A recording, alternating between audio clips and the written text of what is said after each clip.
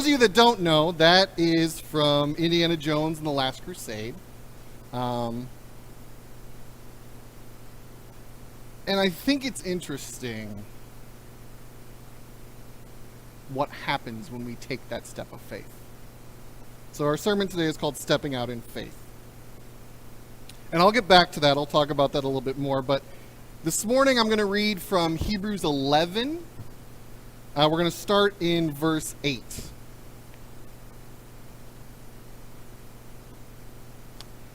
So Hebrews 11 is what's known as the faith chapter of Hebrews. The author of Hebrews goes through all of the founders of the faith of Judaism. And this particular passage, the author of Hebrews is talking about Abraham and Sarah. And they actually show up twice in this chapter, which is interesting. But this first time, it's about them going to a land that they did not know. So Hebrews chapter 11, starting at verse 8. By faith, Abraham obeyed when he was called to go out to a place that he was to receive as an inheritance. And he went out not knowing where he was going. By faith, he went to live in the land of promise, as in a foreign land, living in tents with Isaac and Jacob, heirs with him of the same promise. For he was looking forward to the city that has foundations, whose designer and builder is God. By faith, Sarah herself received power to conceive even when she was past the age, since she considered him faithful who had promised. Therefore, from one man, and him as good as dead, were born descendants, as many as the stars of the sky, and as many and as innumerable as the grains of sand by the seashore. May God add his blessing to the reading of this, his word, and teach us from it today. So here, in about 3 verses, we have the author of Hebrews going over like 6 or 7 chapters in Genesis. He talks about the faith that Abraham and Sarah had when God called them to go. And so verse 8 says, by faith Abraham obeyed when he was called to go to a place that he was to receive as an inheritance, and he went out not knowing where he was going. Now there's 2 words in that verse that stick out to me. 3 actually. The first one is faith, but that's this whole chapter. Obeyed is one, and not knowing is the other one. See, Abraham obeyed God without knowing all the details. And I think that's an important thing for us to remember, that faith and obedience do not require us to know what's happening. They don't require us to know how it's going to work out. They don't require us to know how we're going to pay for anything or we're going to do anything or who's going to be there or how we're going to get help. Obedience is about doing what God called us to do. And faith is believing that God will take care of the details. Verse 9. By faith, he went to live in the land of promise, as in a foreign land, living in tents with Isaac and Jacob, heirs with him of the same promise. So Abraham leaves, as we're told in Genesis, leaves the land of his father, of his grandfather. He takes with him his family, and he goes to a land that he does not know. And when he gets there, God provides a mansion for him, right? No, when he gets there, he lives in a tent. And in fact, his son lives in a tent, and his grandson lives in a tent.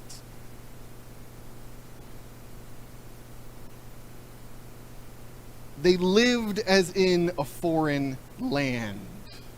See, obedience to God and stepping out in faith sometimes requires sacrifices. So why did Abraham do this? Well, we're told in verse 10. I love this verse. Sorry, one other thing. Obedience to God, though it requires sacrifices, is not a risky thing to do. Because God will take care of you. God took care of Abraham. God took care of Isaac. God took care of Jacob. God took care of the Israelites in the desert. Just because something is hard doesn't mean it's risky. Those are not the same thing. Verse 10. For he was looking forward to the city that has foundations, whose designer and builder is God. So I want you to see something. Abraham lives in tents, but he's looking forward to a city. In fact, my Bible has cross-references to the city of Jerusalem, to the walls of Jerusalem. It has cross-references to Revelation 21, where the city of Jerusalem comes down from heaven and God dwells among his people. This city that Abraham was looking forward to is Jerusalem that David lived in, is the temple that Solomon built, and is the city of Jerusalem, the city of God that we will have after the second coming of Jesus. Amen? That was the faith that Abraham had when he went. He believed that God would take care of him. His faith was not in the works of his hands. His faith was not in the things that he knew. His faith was in a God who builds cities that do not crumble, in a God who builds walls that will not fall, and in a God who never, ever fails. But I want you to notice that Abraham did not see that city. God never fails. But sometimes our perspective of what God is doing is not accurate. See, Indiana Jones didn't see the bridge that was in front of him because he didn't have the eyes of God. And when he stepped out in faith, he realized that God had been taking care of him the whole time, that there was a bridge there. But he would not have seen that had he not taken that step of faith. Verse 11. By faith, Sarah herself received power to conceive even when she was past the age, since she considered him faithful who had promised. Sarah had faith in God, that what he said he would do, that God was a man of his word, and what he said he would do, that he would do it. See, hard does not equal risky. And in fact, the least risky thing we can ever do is trust that God will do what he said he will do. You take a risk when you get in your car and drive down the street, but you don't take a risk when you trust in God. Doesn't mean it's going to be easy, but it's not going to be risky. God will always be there to catch you. Verse 12. Therefore, from one man, and I love this next phrase, because the author of Hebrews is like, and he was basically dead. Like, he was old. This guy was old. So from one man, and him as good as dead, were born descendants as many as the stars of heaven, and as many as the innumerable grains of sand by the seashore. The promise that God gave to Abraham, that I will make you a nation, that I will give you descendants more numerous than the stars in the sky, was fulfilled. God came through just like God said he would do. Abraham didn't live to see the extent of it, but God was faithful. The promise of God was fulfilled. So as many of you know, Bethany and I are going to plant a church in Chicago. We are loading up our moving truck on Monday, and we are traveling 10 hours on Tuesday, and we are moving into our apartment on Wednesday. It's been a crazy 2 weeks, really. See, because 2 weeks ago, Bethany didn't have a job in Chicago. 2 weeks ago, she didn't have a job in Chicago. But here's the funny thing about that. See, 2 years ago, Bethany and I had a conversation. And I'm like all in on things. Whenever I get in on things, I'm just all in on things. And so I'm like, let's do it. Let's just go to Chicago now. And she's just like, how are we going to, like, she had all these questions. She's like, how are we going to pay for something? I'm like, I don't know. We'll find jobs. And the result of that conversation was that she hit a button on an app that was like a one-click apply to a job and then didn't think anything of it. Because the next day I was like, you know what? God's not really calling us to go. I was just really excited because I was believing God, but this isn't the right time. And she's like, okay. And then she gets a call from this place that she applied to. They wanted her to work this job. She's just like, what is going on? And they did interviews with her, and they called her boss about it, and even said to her boss, we're sorry for your loss. And her boss was like, what are you talking about? It was crazy. Okay. So the result of that was that her boss got her a raise and a new title. She got a promotion. Because she applied to this, because I am crazy intent on things, and God had reminded me of the call that he put on my life, and I had said to her, we're going to go, and 2 years ago, God does this. Now, here's the thing. The job that Bethany has, she would not have had she not had that job title. Here's the other thing. That position was a new position that she couldn't have gotten if she had applied 2 years ago. That didn't exist 2 years ago. 2 years ago, God was laying the foundation for Bethany to get the job that she has now. Now that job gave her a raise. And that raise meant that we could afford the living in Chicago, because it's more expensive to live in Chicago than it is to live in Jersey. I know it's unbelievable. Jersey's expensive to live in, but it's more expensive to live in Chicago. So here's the thing. She gets this job 2 weeks ago, and we're like, hey, now you actually have a job, so now we need to find a place to stay. And oh, by the way, your job requires you to have an Illinois driver's license, and you start on the 13th, which means you have to have living before that and go to the DMV before that, so the timeline crunches. 6 years ago, more than 6 years ago, probably about 10 years ago, I went to seminary on campus at North Park Seminary in the north side of Chicago.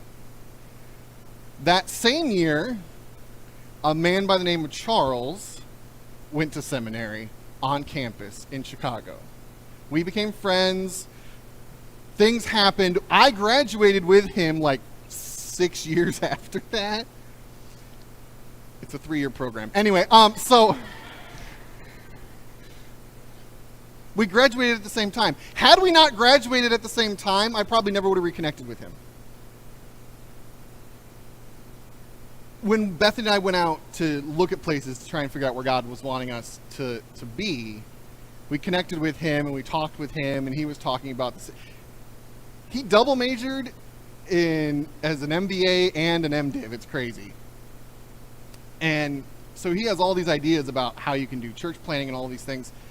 So we call him up because we're like, who do we know in Chicago? We got to find an apartment, but we don't want to go to an apartment that we haven't seen. How are we going to do this?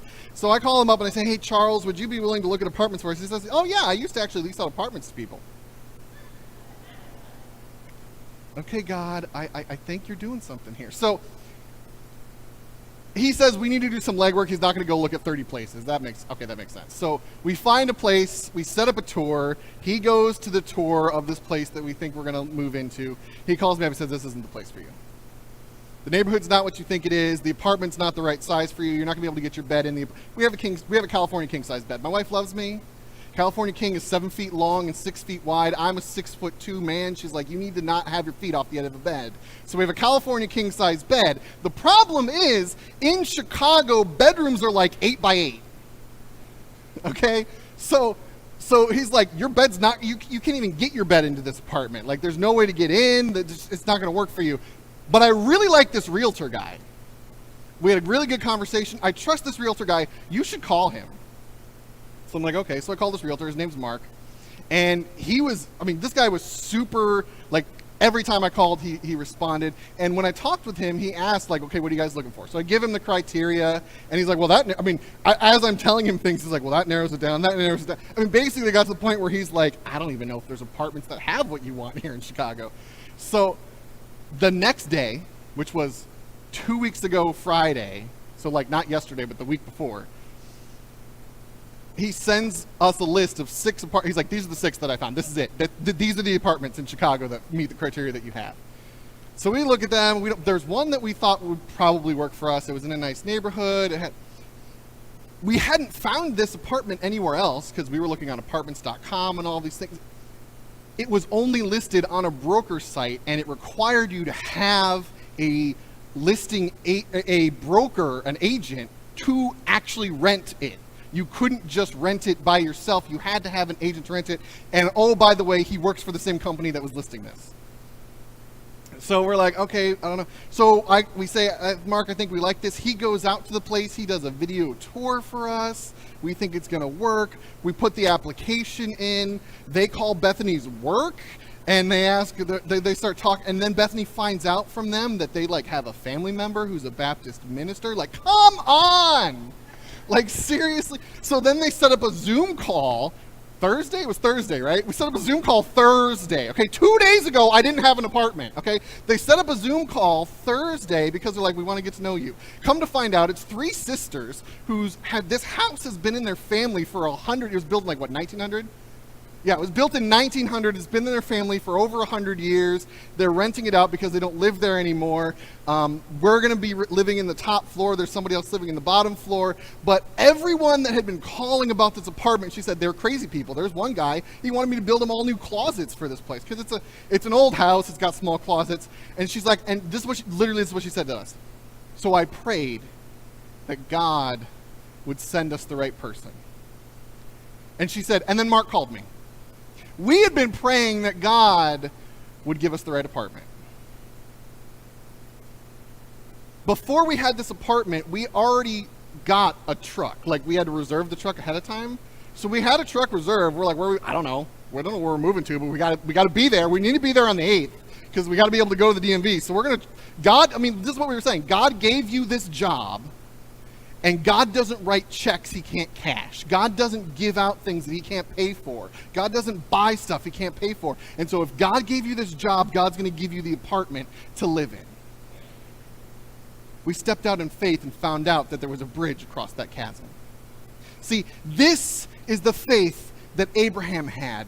This is the faith that Sarah had. That when God calls you to do something, he will provide. I could go over, in my life, I've had so many cases like this where, okay, here's another one that y'all are going to understand. So, 6 years ago, I was teaching, maybe 7, I think it was probably 7 years ago. Was it 7, Bill? It was probably 7. Anyway, so, I have ADHD, guys. I'm sorry. So, anyway, 7 years ago, I was working as a teacher in Colorado.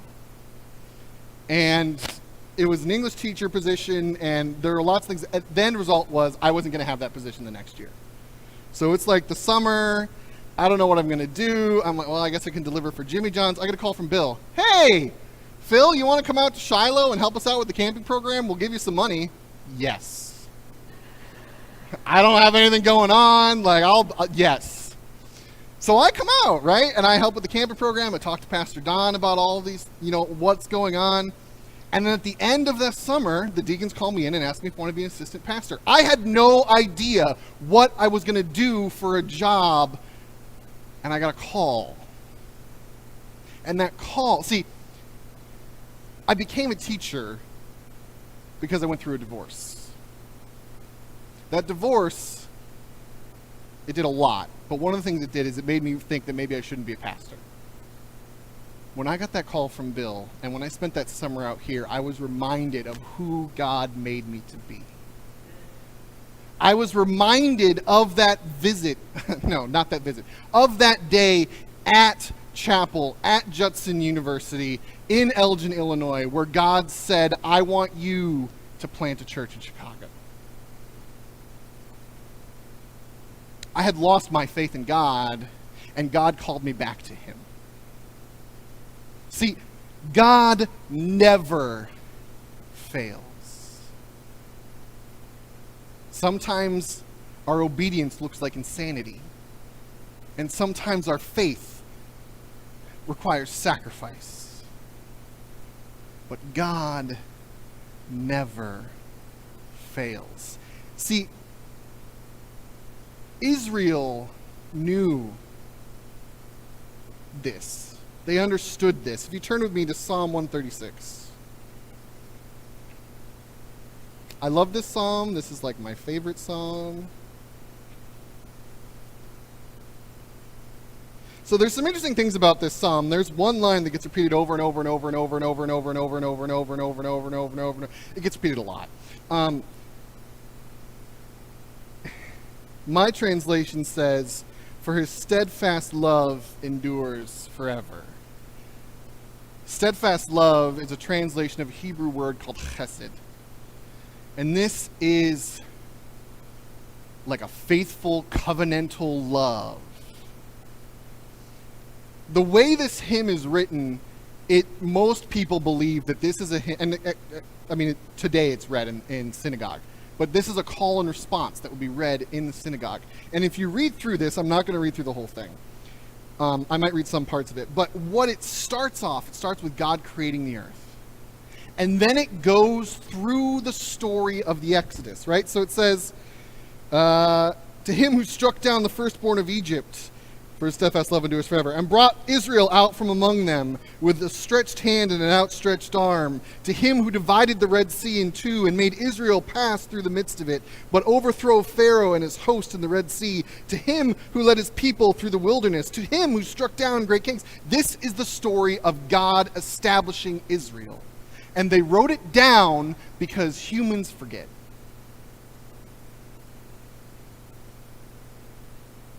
See, we need to be remembered of the faith that God has had for us in the past.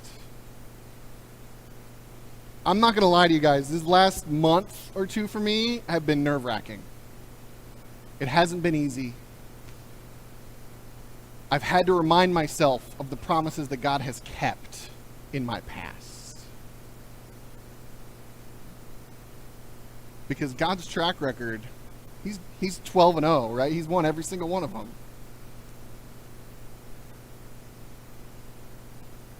Here's the thing, though.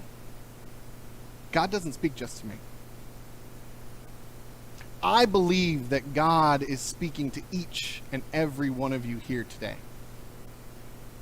I believe that God is asking you to step out in faith. There is something that God has been talking to you about. Maybe it's been a week, maybe it's been a month, maybe it's been a year, maybe it's been a decade. There is something that God is calling you to. And we as humans say, but God, there's this, and but God, there's this, and what if we can't find a place to live, and how are we going to figure it out? And what are we gonna... God is calling you to step out in faith. I don't know what that is, but I believe that God is calling each and every one of us. It could be something as simple as tell a coworker about me. Right? God is saying, go tell a coworker about me. It could be that. It could be move to Chicago and plant a church. It's probably not that. I believe that God is calling each and every one of us. And so I'm going to, let's see, is Jane still here? Jane, can you come up? And Donna, if you guys can play, what was the first hymn that we did? What was the first hymn that we did? Living for Jesus. So this is what I want to do, okay? I know in just a moment that the deacons are going to come up and they're going to pray for me and Bethany. I'm all about that. But before that happens, I want Donna and Jane and all of us to sing Living for Jesus. And if you feel God calling you to step out in faith, then I'm going to ask you to come forward. I want to pray for you. I'm going to ask the deacons to come forward. The deacons, we want to pray for you because we want to support you in whatever you are doing, however God is calling you to do. Whatever it is, we want to pray for you. We want to love you, and we want to support the things that God is doing. Because if God is calling you to something, He will take care of it. He will provide for it. It's been true in my life. It was true in the life of Abraham. It was true in the life of Israel. It's been true for thousands of years that when God calls you to obedience, He takes care of you. All right, so we're going to sing Living for Jesus. I'm going to ask the deacons to come forward, and then if God is calling you to something, please come forward. I want to pray for you.